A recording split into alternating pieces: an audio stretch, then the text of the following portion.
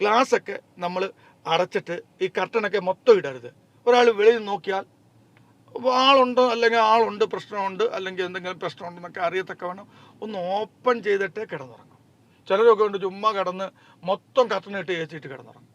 ചിലപ്പം വല്ല അസുഖങ്ങളൊക്കെ ആണെങ്കിൽ ചിലപ്പം എന്തെങ്കിലും ബുദ്ധിമുട്ട് വരാം, ശ്വാസമുട്ടൽ വരാം, മരണം വരെ സംഭവിക്കാം. അപ്പോൾ ആൾക്കാരെന്തോ വെളിയിൽ നിന്ന് നോക്കുമ്പോൾ ആരും കാണത്തില്ല, ഒന്നും അറിയത്തില്ല, അങ്ങനെ അപകടം സംഭവിക്കും. അപ്പോൾ വെളിയിൽ നിന്ന് ഒരാൾ നോക്കിയാൽ നമ്മളെ കാണത്തക്കവണ്ണം നമുക്ക് ആ രീതിയിൽ കിടന്നുറങ്ങാം. അപ്പോൾ ആ കാര്യം ക്ലിയർ ആയല്ലോ.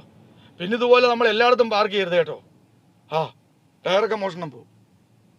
നമ്മൾ അവിടെ ഇവിടെയും കൊണ്ട് പാർക്ക് ചെയ്താൽ ടയറും ചിലപ്പോൾ മോഷണം പോകും. പാർക്ക് ചെയ്യുന്ന ഏരിയ നോക്കുക, അവിടെ ഏതാ കൂടുതലും വണ്ടി കിടക്കുന്നത്. ലോങ് ഓടുന്ന വണ്ടികളാണോ, സിത്താരയാണോ, തലേജ വണ്ടികളാണോ എന്ന് പറഞ്ഞാൽ ഫ്രീസർ വണ്ടികളാണോ, അങ്ങനെയൊക്കെ ഉള്ള ഈ പൈപ്പ് വണ്ടികളും ഈ നമ്മുടെ ഇരുമ്പ് റോള് കൊണ്ടുപോകുന്ന വണ്ടികളും അങ്ങനെയൊക്കെ ഉള്ള നല്ല നല്ല വണ്ടികളുണ്ടല്ലോ.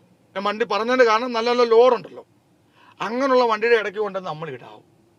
ഈ ഗല്ലാവിൻ്റെ ഇടയ്ക്ക് കൊണ്ടിടരുത്. ഈ ചില റോഡിൽ കൂടുതലും ടിപ്പറുണ്ട്. ഇവിടെ ഗല്ലാവ് നമ്മൾ പറയുന്നതിന് ടിപ്പർ, നാട്ടിൽ ടിപ്പറിൻ്റെ ഇടയ്ക്ക് കൊണ്ട് നമ്മുടെ വണ്ടിയിൽ ഇടരുത്. പുതിയ ടയറും സ്റ്റെപ്പിനെയൊക്കെ ഉള്ളത്. കാര്യം കൂടുതലും ഞാൻ അവർ അടച്ചങ്ങ് പറയല്ല, അങ്ങനെയുള്ളിടത്ത് കൊണ്ടിട്ടാൽ, ടിപ്പറൊക്കെ ഓടുന്നിടത്ത് നമ്മുടെ വണ്ടി കൊണ്ടിട്ടാൽ അതിൻ്റെ ഇടയ്ക്കാണ് ചിലപ്പോൾ നമ്മുടെ ടയറൊക്കെ മോഷണം. അപ്പോൾ അങ്ങനെയും അപ്പോൾ എല്ലാ വിധത്തിലും നമ്മൾ പാർക്ക് ചെയ്യേണ്ട സ്ഥലം വളരെ ശ്രദ്ധിക്കണേ കേട്ടോ. പിന്നെ ഇപ്പോൾ ഉപദ്രവമുണ്ട്, അതൊക്കെ സൂക്ഷിച്ച് കൂട്ടുകാരോടൊക്കെ ചോദിച്ചും പറഞ്ഞ് എവിടെ കിടക്കേണ്ടതെന്ന് വെച്ചാൽ അങ്ങനെ കിടക്കും. പിന്നെ കൂട്ടുകാരോട് ഒരുമിച്ച് പോകാൻ നോക്കണം. ഒറ്റയ്ക്ക് ഓടുന്നവരും ഉണ്ട്, വഴിയൊക്കെ അറിയാം, ഒറ്റയ്ക്ക് ഓടുന്നതിന് കുഴപ്പമില്ല. എങ്കിലും കിടക്കുമ്പോൾ നിങ്ങൾ എല്ലാവരുടെ ഇടയ്ക്ക് കിടക്കും. ഒറ്റയ്ക്കൊന്നും എവിടെയും കിടന്ന് ഉറങ്ങരുത്. ഓക്കെ, മാക്സിമം കൂട്ടുകാരോട് കൂടെ ഓടുക, ഇല്ല അവരെ വിളിച്ച് കോണ്ടാക്ട് ചെയ്ത് പോവുക. അതൊക്കെയാണ്. അങ്ങനെ ആകുമ്പം വഴിയൊന്നും തെറ്റാതൊക്കെ പോകാം. അപ്പോൾ ഇന്നത്തെ വീഡിയോ നമ്മൾ കൂടുതൽ സേഫ്റ്റി ആയിട്ടുള്ളതാണ്.